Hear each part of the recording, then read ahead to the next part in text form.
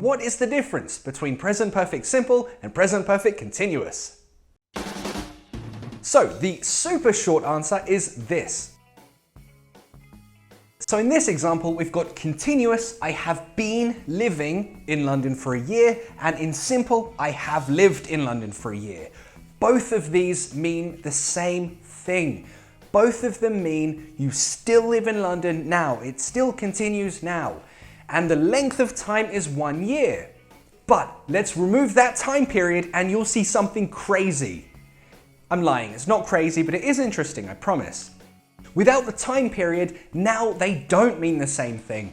Continuous, actually that doesn't matter. With a time period or without, continuous means it's still happening now. So it doesn't matter about the time period too much. With simple, with a time period, it means it still continues. Without the time period, that's the same as any other present perfect simple sentence. I have been to New York. I have eaten sushi. I have met someone famous. It's an experience in your life in the past which has finished, but we don't have more information. You'll remember from the previous videos. Why is my voice doing this? Another example, another example, another example. I think another example. In both of these cases, they mean something different, right? In this case, present perfect simple, Taylor Swift has dated him. We know that in the past, it happened, it's finished, they dated. We don't know when, we don't know specific details. We just know she has that experience of dating him. But in continuous, Taylor Swift has been dating him. Now you know the difference, right? That's still continuing if we say this. So be very careful. You want to say it's finished and it just happened, nothing more, use simple. If you want to say it's still continuing, use continuous. If there's no time period. If you want to add a time period, for example, for 2 years, now it doesn't matter. Both of these mean it's still continuing now.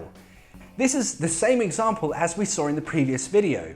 Remember the examples, I have studied, I have been studying, or I have worked, I have been working? If you add a time period, they all mean the same thing.